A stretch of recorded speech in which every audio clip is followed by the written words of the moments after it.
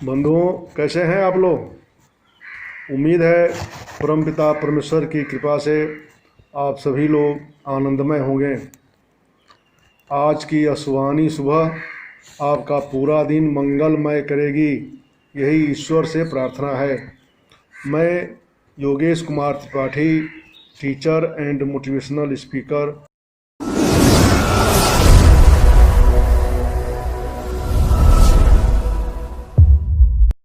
आज पुनः आपके सम्मुख उपस्थित हूँ एक नए विषय और नए विचार के साथ। उम्मीद है कि आपका प्रेम और विश्वास निरंतर मिलता रहेगा। बंधुओं, भगवान की स्तुति में एक बहुत ही लोकप्रिय श्लोक है जिसे हम प्रायः कहते रहते हैं। शांताकारं भुजगशयनं पद्मनाभं सुरेशं विश्वाधारं गगन सदृशं मेघवर्णं शुभांगं लक्ष्मीकांतं कमलनयनं योग विद्धान गम्यं वंदे विष्णु भयहरणं सर्वलोकहितनाथम। बंधुओं, जैसा कि हमारी आदत है उसी के वशीभूत होकर हम श्लोक को गाते चले जाते हैं। कभी इसके मर्म को समझने का प्रयत्न हमने नहीं किया। बहुत ही गूढ़ संदेश छिपा हुआ है इन श्लोकों में। यदि हम इन्हें जीवन में उतार लें तो हमारी समस्याएं स्वतः समाप्त हो सकती हैं। पुनः हम इस श्लोक पर आते हैं। शांताकारम अर्थात ईश्वर वह परमपिता भगवान शांति स्वरूप है। भुजग शयनम, वे भुजंग अर्थात सर्प की शैया पर शयन कर रहे हैं। सर्प, यह शब्द ही हमारे मन में हलचल पैदा कर देता है। हलचल की तीव्र तरंग यह नाम सुनते ही हमारे अंतर मन में उत्पन्न हो जाती है। कितना विषैला, कितना चंचल और तीव्र गति वाला होता है। जितना अधिक गतिमान उतनी ही तीव्र उसका विष। यदि दूर से ही दिखाई दे जाए तो भय से मन कांपने लगता है, परंतु ईश्वर है कि शांतिपूर्वक उसी पर सोए पड़े हुए हैं और निरंतर शयन करते जा रहे हैं।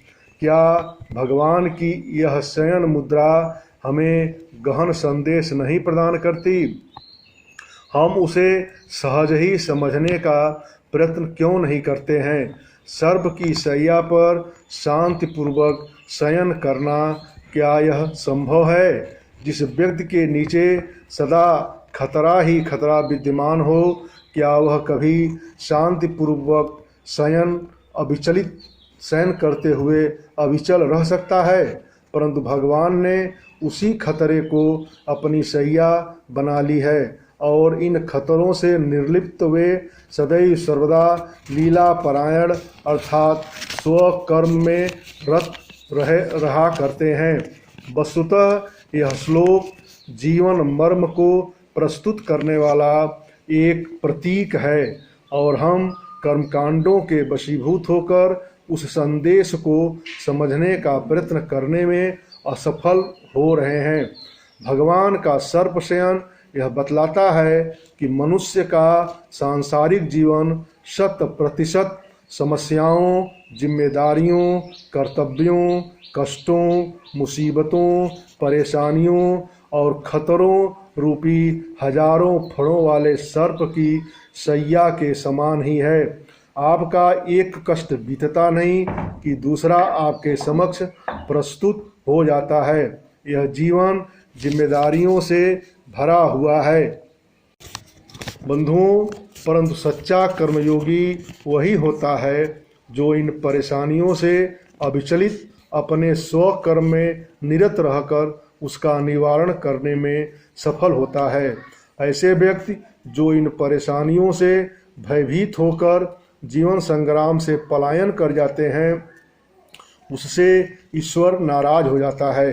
वाल्मीकि रामायण के किष्किंधा कांड में महर्षि वाल्मीकि कहते हैं, न विषादे मनः कार्य विषादो दोषवत्तरः विषादो हन्ति पुरुषं बालं क्रुद्ध योरगः। अर्थात परेशानियों से मन को दुखी नहीं करना चाहिए। न विषादे मनः कार्य, विषादों से मन को दुखी नहीं करना चाहिए। विषादो दोषवत्तरः, यह मनुष्य का बहुत बड़ा दोष है। विषादो हन्ति पुरुषं, विषाद से पुरुष का बल वैसे ही नष्ट हो जाता है जैसे बालं क्रुद्ध इवोरगः, जैसे क्रुद्ध सर्प बालक का नाश कर देता है। अतः समझदार व्यक्ति को दुखों की परवाह न करते हुए सदैव प्रसन्न रहना चाहिए। संसार में ऐसा कोई व्यक्ति नहीं है जिसके जीवन में मुसीबतें नहीं आई हों, पर महान लोगों ने उन कठोर संघर्षों में तप कर स्वयं को निखारा है और हमारे लिए अनुकरणीय उदाहरण प्रस्तुत किया है। गीता में भगवान कहते हैं, मत्तः चित्तः सर्वदुर्गाणि मत्त प्रसादात् तरिष्यसि, अर्थात हे अर्जुन, मुझ पर पूरी तरह निर्भर होकर तुम सारे कठिनाइयों से मुक्ति प्राप्त कर सकते हो। हम छोटी असफलता में भी निराश हो जाते हैं और अनेक ऐसे कदम उठाने को सोचने लगते हैं जो हमारे लिए हानिकारक होता है। यदि धैर्यपूर्वक अपने कर्तव्य पर हम ईमानदारी से डटे रहें तो परेशानियां नष्ट हो जाएंगी। आइए मानव से दानव नहीं बल्कि देवता बने, दैवी गुणों का विकास करें। अपने देवत्व के शुभ कार्यों द्वारा ही परेशानियों को हम दूर कर सकते हैं। जो दृढ़ निश्चयी होते हैं वे कठिन से कठिन परीक्षा में भी सफल होते हैं। भगवान वासुदेव स्पष्ट आश्वासन गीता के माध्यम से हमें देते हैं कि अनन्या चिंतयन्ते मन ये जना पर्युपासते तेषां नित्यभियुक्तानां योगक्षेमं वहाम्यहम्, अर्थात अनन्य भाव से जो मेरा स्मरण करता है, हे अर्जुन, उस एकाकी भाव से युक्त व्यक्ति का नित्य प्रगति का योगक्षेम मैं स्वयं वहन करता हूँ, अर्थात उसके सुरक्षा की सभी जिम्मेदारी मैं अपने हाथ में ले लेता हूँ।